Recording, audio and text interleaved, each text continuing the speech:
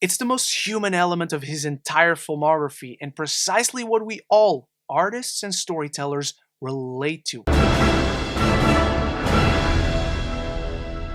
Welcome back, movie fans, to one of the final reviews of 2022. I don't know about you, but one of my favorite parts of any movie calendar is when we get to discuss Steven Spielberg. The Fabelmans is his semi-autobiographical coming-of-age story offering an exploration on the power of movies to help us see the truth about each other and ourselves. From a young age, Sammy Fabelman falls in love with movies. Armed with a camera, he begins to make his own films at home. And after 34 films spanning across 6 decades, it is clear Steven Spielberg has delivered his most personal film yet. A moving look back on his childhood, his love of spectacle, and the undeniable power of film. After all, this is the same guy who brings out all-time classics at the same rate you and I change shirts. No one does coming of age like Spielberg. He bears his soul in this sincere, pure, and joyful love letter to his and our passions. This isn't a story on the world's most legendary filmmaker who has shaped and inspired generations. That's not who Steven Spielberg is. He is one of us. And so he warmly tells the story of a young boy whose imagination is ignited at first contact on his first trip to the cinema. The kind of story that makes you feel seen and heard.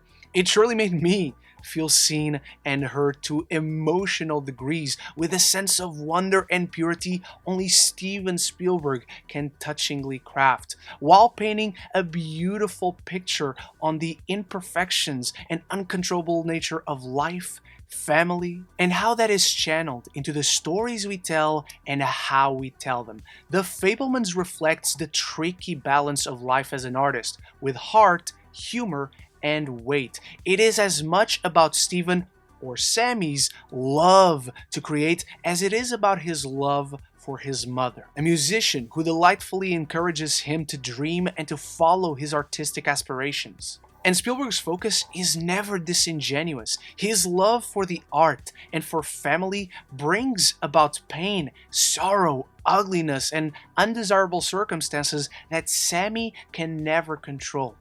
But once he turns on that projector, he can channel it all into his escape, where he can hold some sense of control over the constant changes surrounding him as he grows up. Like his father's disapproval of his calling, the constant moves, the affair, the divorce, the bullying, his girlfriend, and so much more.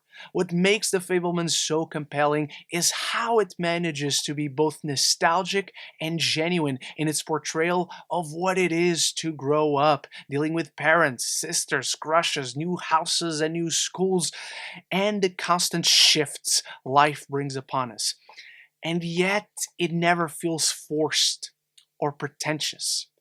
If anything, Spielberg's look back on his formative years can be called nostalgic or sentimental, but that's not a bad thing.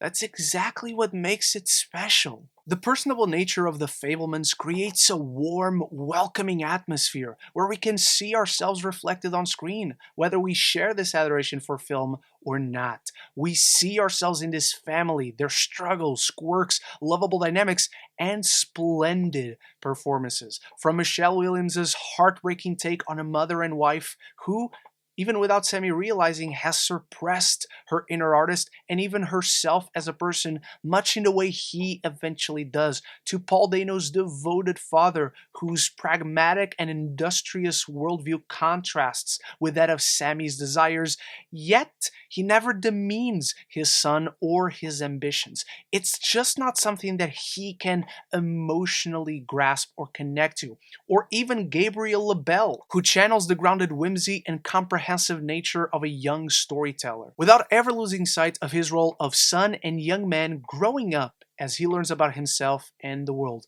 All the performances are nuanced, even the memorable one-scene cameos by Judd Hirsch and David Lynch himself. Yet, the family dynamic portrayed is very dangerous. It goes against everything you learn about screenwriting in film school, where there are no good stories about happy families. Yet Spielberg cracks that code. Every struggle you feel, every sorrow within this family means something. And yet you have all these moments of macro and micro affections that display the love that is constantly present within their lives, from brother to sister, mother to daughter, mother to son, and even husband and wife. Spielberg wisely never villainizes the mistakes that come from familial struggles. He depicts a loving family who collectively and individually share imperfections, and so conflict just naturally emerges without feeling contrived.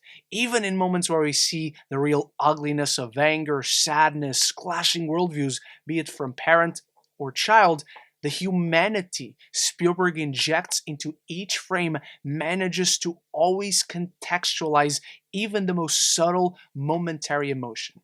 Like with film, he encourages to look beyond the foreground and into the profound horizon, from outward to within. It's this sentiment of earnestness that grounds Sammy's life and makes it all feel so personable, along with clever wit and an authentic sense of humor, even introducing two of the most ingenious fourth wall breaks I've ever seen. Steven Spielberg's unique voice behind the camera injects natural charm into the characters and narrative, creating an endlessly likable dynamic that holds up a mirror to life at its most joyous highs and discomforting lows. This is because Spielberg understands how storytelling can be the hardest sacrifice one can make. The resentful judgment, the never-ending discouragement, the undermining of the art's value and our value as artists, because selfishly we must choose our passion over our family and friends.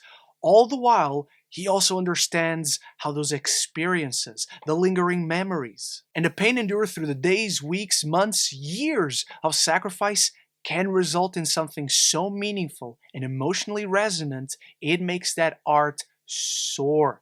The sense of control filmmaking gives an artist and the raw emotional catharsis of connecting to an audience is exactly what Spielberg is chasing with The Fabelmans and has been chasing his entire life ever since he saw the greatest show on earth. His pursuit is an honest desire to resonate with audiences through the sense of awe and splendor he once felt. It's the most human element of his entire filmography and precisely what we all, artists and storytellers, relate to. And any small imperfections present in The Fabelmans are genuinely part of its glory. And as I dive into my final thoughts on The Fabelmans, it's time for the fun part, where you share your thoughts on Steven Spielberg's semi-autobiographical biopic in the comments below, as well as your rankings of his entire filmography, if you're up to it. Also, if you're enjoying this review, there's many more Steven Spielberg and 2022 reviews right up here, and we're nearing the end of the year, so there will be many end of year lists to come, and there's one already up for the comic book movies of 2022. So if you're enjoying this review, if you want to see more and talk more movies and TV,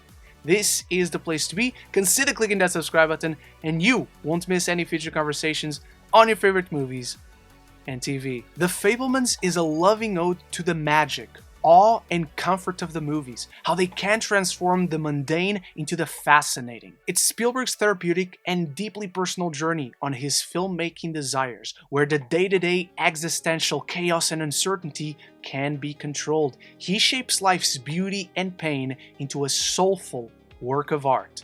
I'm giving The Fabelmans an A-. That is my take on The Fabelmans. Thank you so much for watching. I cannot wait for the discussion on this one in the comments below. And big thanks to my channel members for always supporting the channel. I'll be back very soon with more reviews, more end of year lists, and I hope to see you all there. So until then, love each other and love the movies.